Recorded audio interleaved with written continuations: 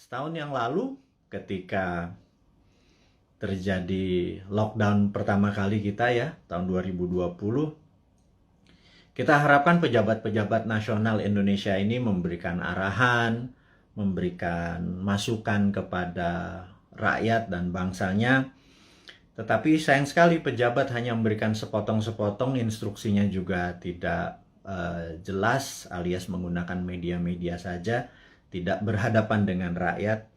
Dan kali ini pun sama, kali ini pun yang terjadi adalah di saat PPKM Mikro. Dan sekali lagi saya kadang-kadang nggak ngerti dengan ala bernegara yang menggunakan banyak singkatan-singkatan itu. Ada singkatan, ada istilah gitu ya.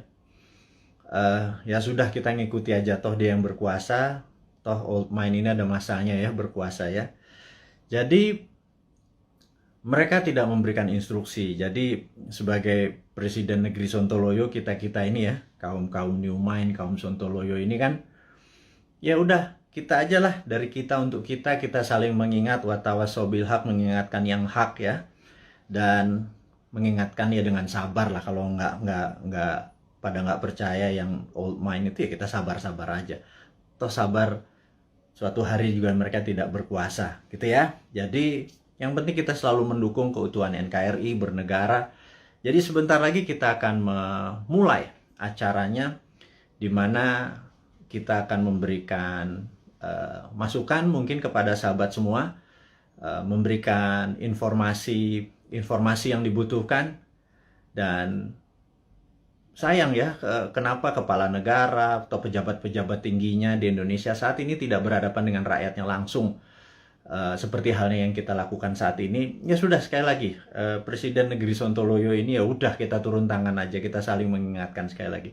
Dan tujuannya ini adalah kita semua memerlukan guidance, termasuk saya. Kita memerlukan arah, kita memerlukan visi misi yang sama, kita memerlukan collective dream atau mimpi yang sama gitu ya, di tempat tidur yang sama, mimpi yang sama. Ini penting sekali untuk kita menjadi negara yang berdaulat. Jadi pertama-tama saya ucapkan terima kasih kepada nakes atau tenaga kesehatan dan tenaga medis, para dokter dan rumah sakit yang telah berjuang melawan COVID, melayani pasien yang saat ini udah kapasitasnya 100%.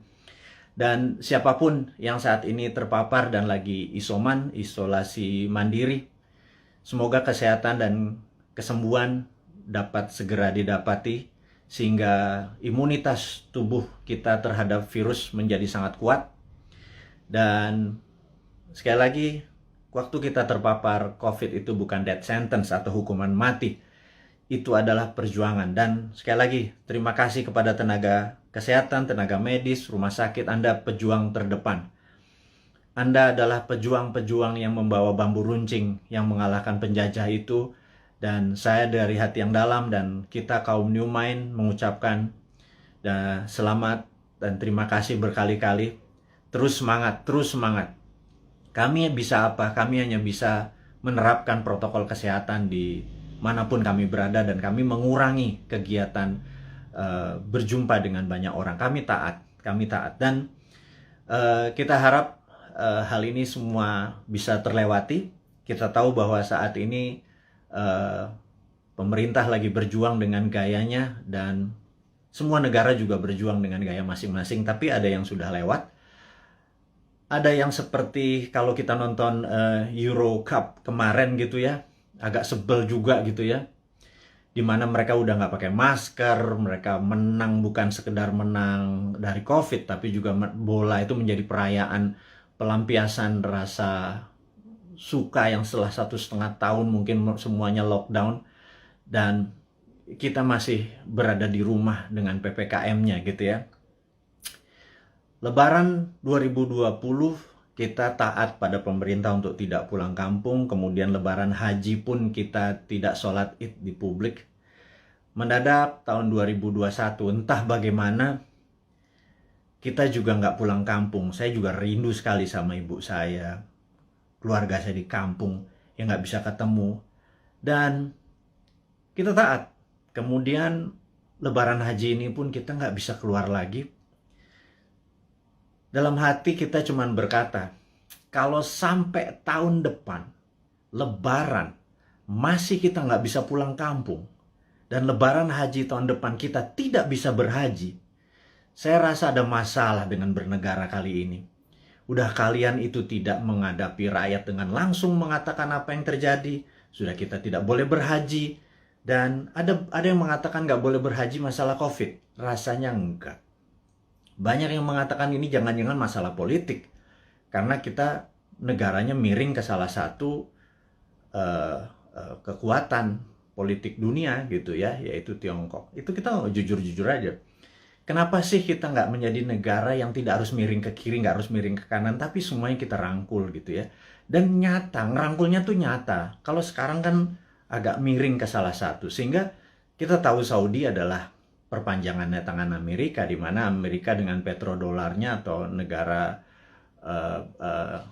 petrolnya Saudi dan negara Timur Tengah dikendalikan menjadi underlay-nya terbitnya dolar gitu ya. Berarti kan dia miringnya ke sana ya. Begitu kita nggak berhaji, jangan-jangan, sekali lagi jangan-jangan gitu ya.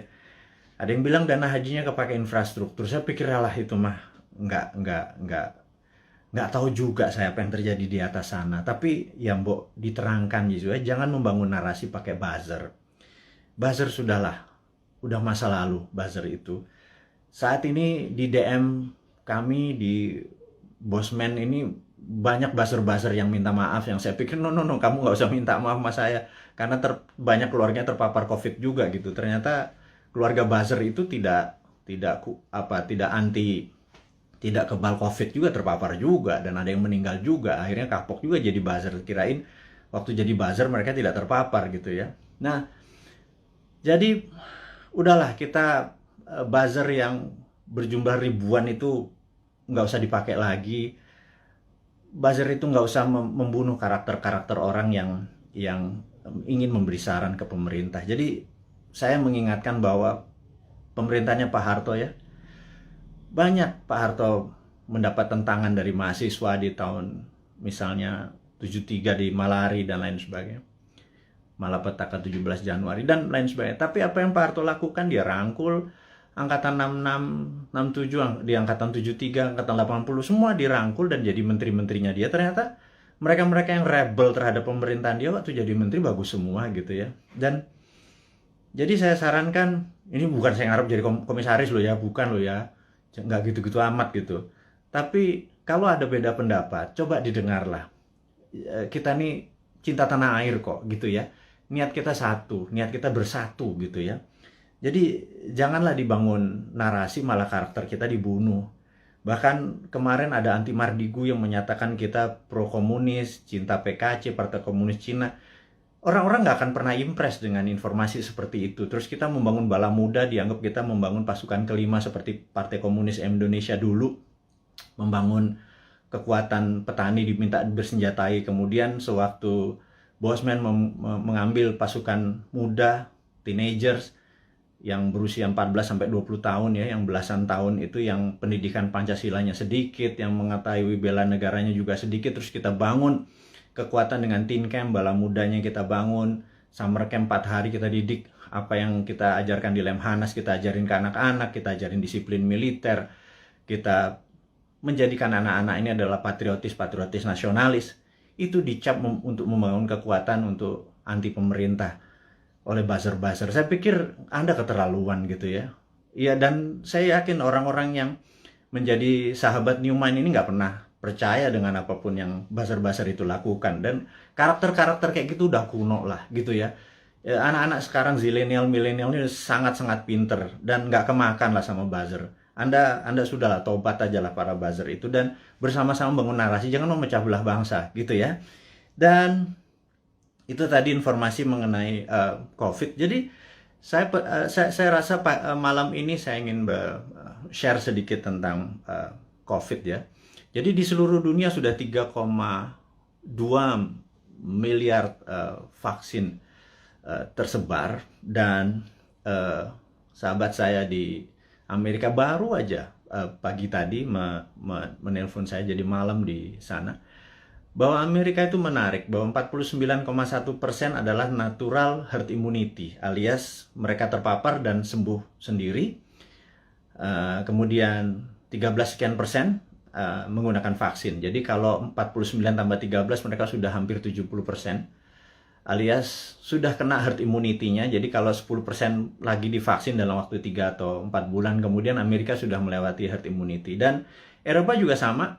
Saya pernah menceritakan di video narasi bahwa pemerintah Belanda menyatakan menggunakan herd immunity, jadi benar-benar dilepas warganya, dikasih vitamin, dan sistem rumah sakit dikuatin dan dilindungi mereka-mereka yang rentan, ada komorbid dan usia tua.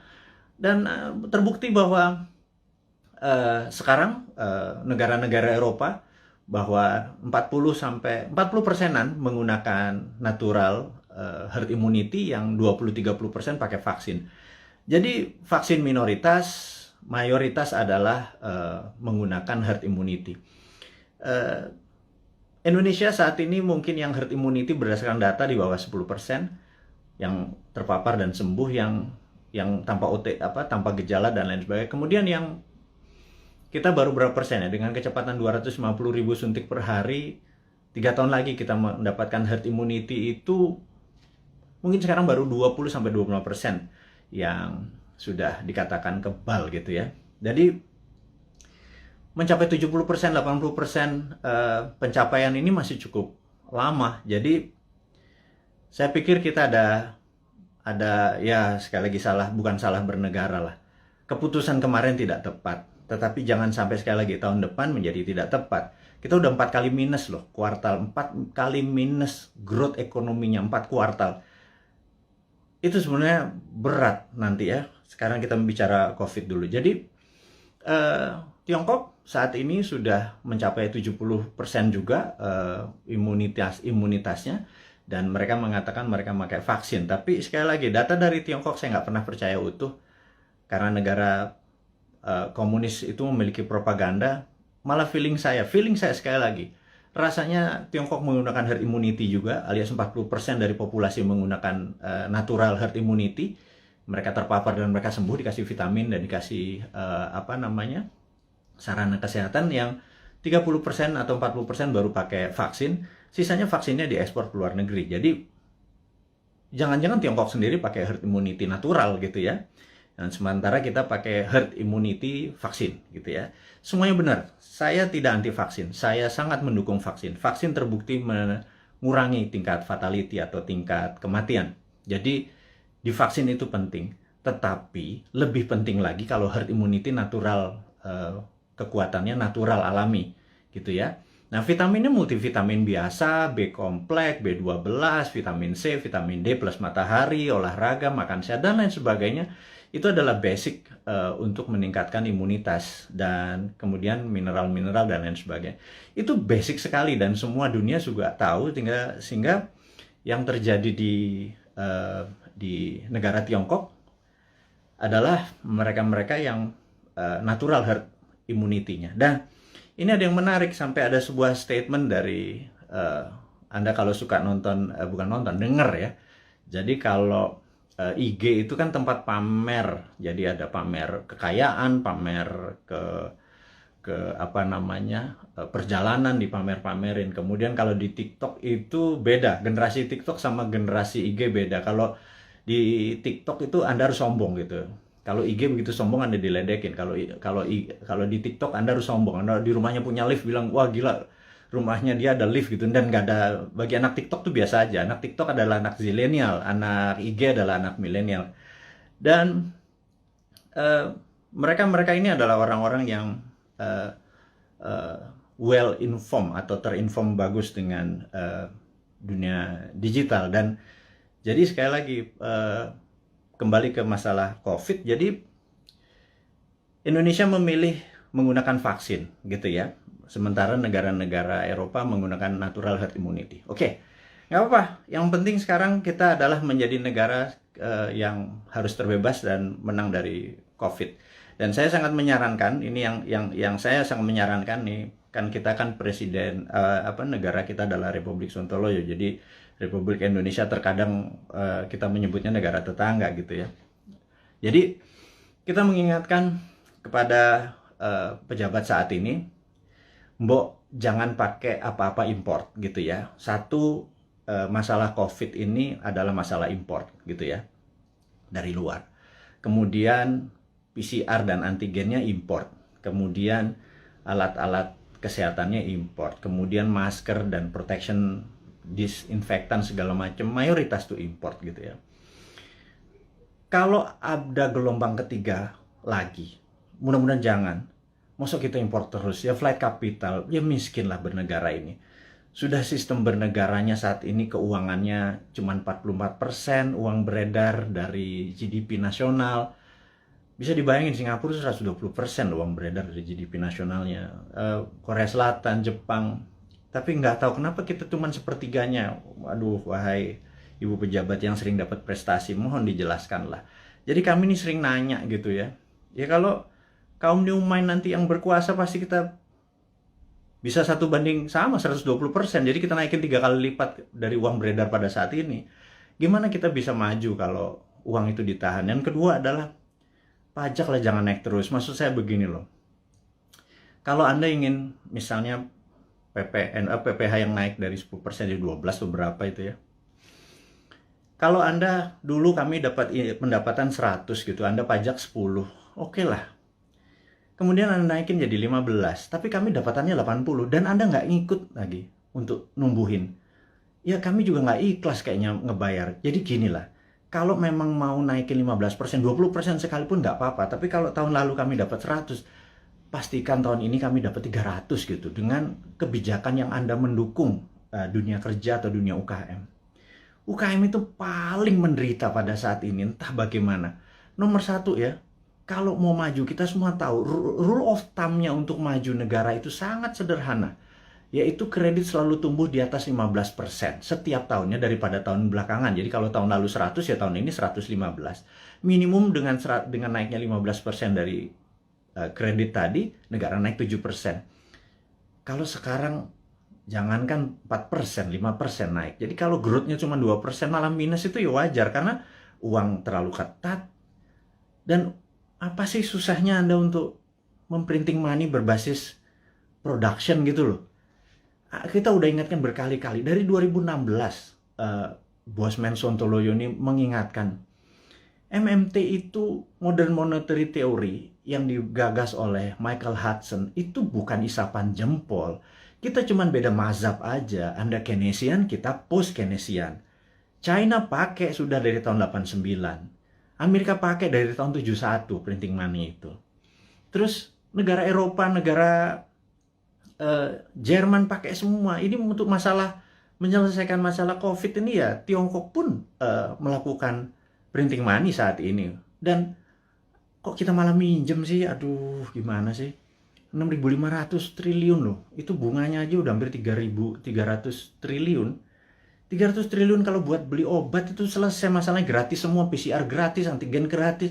Kalau PCR-nya bayar, antigennya bayar, gimana kita mau travel? Terus udah kayak gitu dengan PPKM kita ini udah taat sama ininya, tapi semuanya bayar gitu ya. Vitamin bayar gitu ya. Terus pajak bayar, terus kita pokok nggak pernah kebayar, negara sibuk bayarin utang, terus nambah utang. Aduh, ini mau mulai dari mana? Kita nih bertanya. Jadi sekali lagi, sahabat semua, kaum New Mind, kita ingin ke depan kita menjadi negara berdaulat.